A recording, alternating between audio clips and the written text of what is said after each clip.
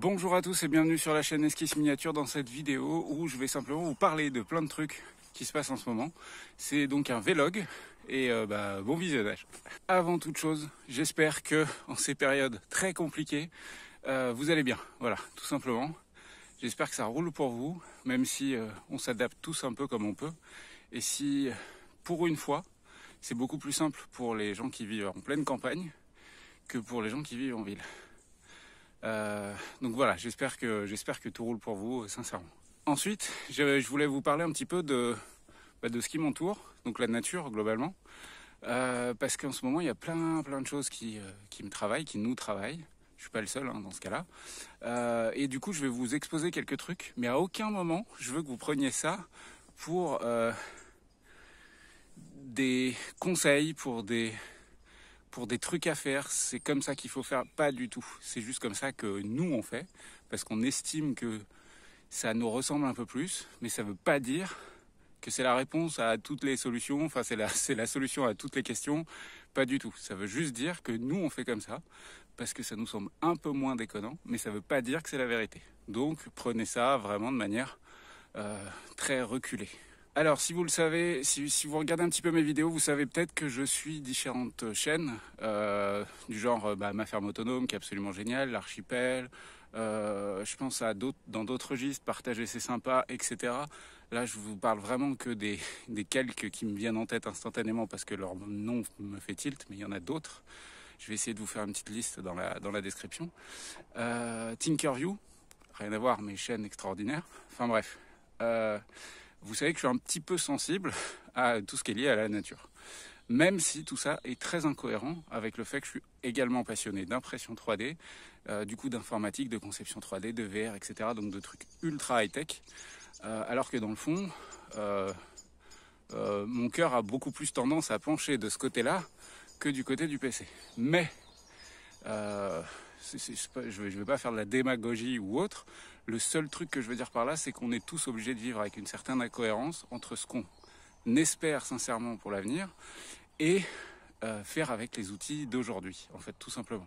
Là, le simple fait que je vous parle de tout ça par Internet, ça implique de la destruction ailleurs, en fait, tout simplement. Donc évidemment, il y a des tas d'incohérences là-dedans, mais on ne peut pas s'empêcher de se dire que autour de nous, dans un petit périmètre, là je parle de manière très très locale, on peut essayer d'agir un petit peu pour que les choses prennent du sens et qu'on arrête de déglinguer la nature. Et c'est là où je vais en venir à un truc en particulier. Donc pas loin de chez nous, dans notre jolie région de l'Ain, il y a une entreprise qui s'appelle l'entreprise Weinberger, qui est une entreprise qui fabrique des briques rouges. Et pour fabriquer leurs briques, ils ont besoin d'argile. Et cette argile, en fait, ils font des carrières d'argile. Il se trouve que pas loin de chez nous, 1 kilomètre à peu près, il y a une carrière d'argile. Cette carrière d'argile, je vais vous la faire très courte sur le plan administratif, elle n'était pas censée grandir plus que ça. Mais c'est comme ça que ça se produit à chaque fois. Vous inquiétez pas, on prendrait que ça. Et puis 30 ans après, paf. C'est comme ça que ça se passe pour toutes les carrières, pour toutes les zones d'exploitation. Dès qu'il y a du blé derrière, c'est comme ça que ça se passe. Donc cette carrière d'argile, là récemment, on a appris qu'elle allait s'étendre en direction de chez nous, mais à la limite c'est pas tant ça le problème, en dehors de peut-être du bruit, encore que, parce qu'on reste quand même relativement loin, c'est surtout qu'ils vont déglinguer tout ça en fait. Je peux pas vous montrer mieux que ça, j'y suis, tout ça, voilà. Ça en fait c'est une colline, on se rend pas bien compte, mais derrière c'est plus bas, c'est de là où je viens, je vais vous montrer les vidéos après. Et tout ça là, c'est une colline sur laquelle constituée d'argile. Et en fait, ils creusent là-dedans avec des gros camions, des grosses pelleteuses, pour prendre l'argile, en faire des gros tas qui s'appellent ça des merlons. C'est le tas que je vais vous montrer juste après. Je vais vous montrer tout de suite. Voilà, donc là, de ce côté, vous avez la nature. La nature cool, on entend des oiseaux. Derrière, il y a des champs, là-bas, il y a une forêt. Puis voilà ce que Weinberger est en train de nous faire. Voilà ce que ça donne. Et donc là c'est inquiétant déjà. Ils retirent tout l'argile du sol, donc pour la flotte ça va être problématique, pour la biodiversité, la faune, la flore, enfin bref c'est catastrophique. Et surtout ils veulent aller jusque là-bas.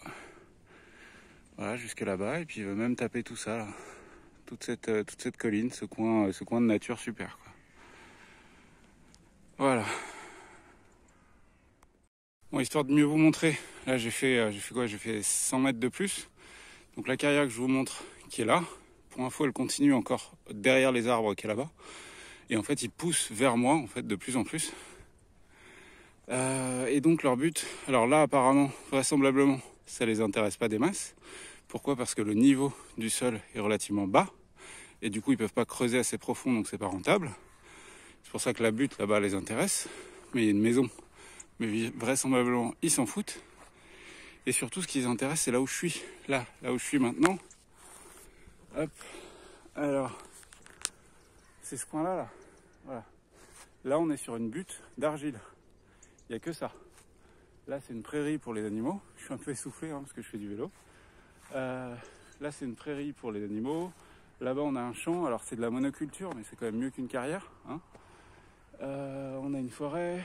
Là, c'est pareil, on a une forêt. Enfin bref, on a plein de biodiversité, on a vraiment plein de choses. Et tout ça, ça va être déglingué si on trouve pas un moyen de les en empêcher en fait, tout simplement.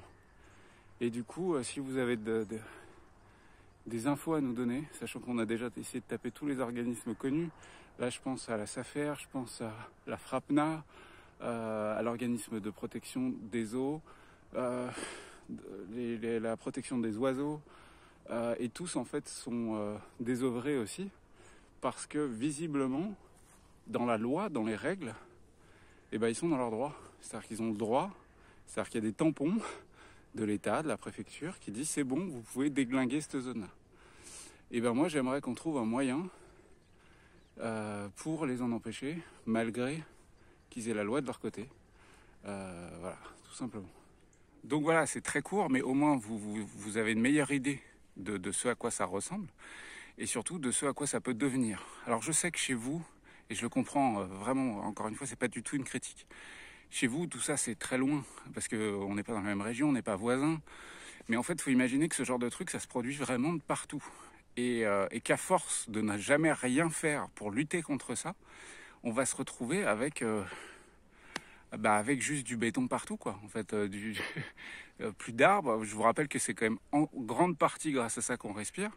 Il y a la mer aussi, effectivement, mais grâce à ça, les animaux, les fleurs, l'herbe, enfin bref, tout ça. J'ai vraiment l'impression d'être un mec perché quand je dis ça.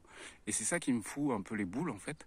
C'est d'avoir le sentiment de devoir passer pour un extrémiste, alors que tout ce que je veux, c'est qu'on garde ça.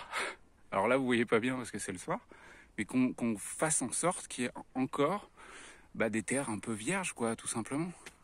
Donc, si vous avez des pistes à nous donner pour essayer de lutter contre ce truc, parce qu'il commence, ça y est, il commence les travaux, il commence à creuser, aidez-nous, surtout qu'on a des bandes de terre dans la zone.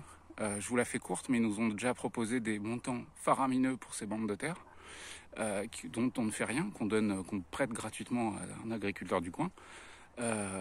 Si vous avez des conseils, quels qu'ils soient, à nous donner là-dessus, vraiment n'hésitez pas dans les commentaires. Comme je vous l'ai dit précédemment, on a déjà vraiment eu le sentiment de creuser auprès de tous les organismes d'État, entre guillemets, ou reconnus d'État.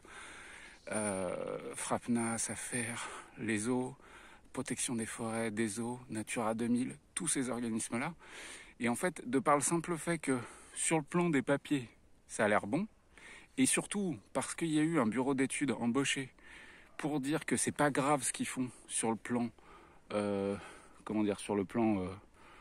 naturel, vu qu'il y a le dossier qui a été fait auprès du bureau d'études, et on sait comment marche un bureau d'études auprès de ces entreprises, plus le chèque est gros et moins c'est grave ce qu'ils vont détruire. Je vous la fais courte, mais en gros c'est ça. Et ça, j'ai des retours de gens qui bossent ou qui bossaient, surtout dans des bureaux d'études, qui m'ont expliqué que c'est comme ça que ça se passait. J'espère pas partout, mais voilà.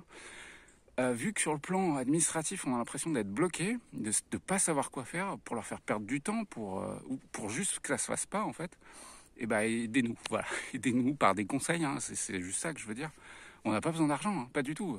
Ils nous en proposent même pour le terrain, mais nous on s'en fout du fric, on veut juste pas que ce truc-là soit déglingué. Voilà, en fait c'est ça, on veut juste que la nature reste la nature, tout simplement. Donc voilà, c'est ce que je voulais aborder un petit peu dans ce vlog du soir. On est jour 4 ou 5 après le confinement V2. J'espère que les choses vont pas empirer sur le plan des restrictions. Enfin, de toute façon, tout ça n'a pas trop de sens. Mais j'imagine vraiment dans les villes, et pour avoir beaucoup de ma famille et même de la famille qui a le Covid, que c'est très très compliqué dans les villes pour vous.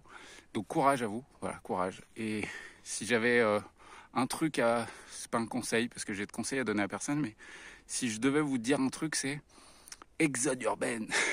Barrez-vous, achetez une toute petite maison même, c'est pas grave. De toute façon, il vaut mieux avoir 50 mètres carrés en pleine cambrousse, mais avec un terrain, que 50 mètres carrés en ville où on peut pas foutre le nez dehors quand c'est un confinement, quoi. C'est les seuls trucs, si vous pouvez le faire, essayez. Évidemment, ça bouleverse, ça change la vie et tout ça, mais dans le fond, c'est que du kiff, quoi. Bref, je vous souhaite bonne peinture, bon jeu, puis je vais en refaire des vlogs. Encore une fois, si vous avez des infos, dans les commentaires. Bisous à tous. Ciao, ciao.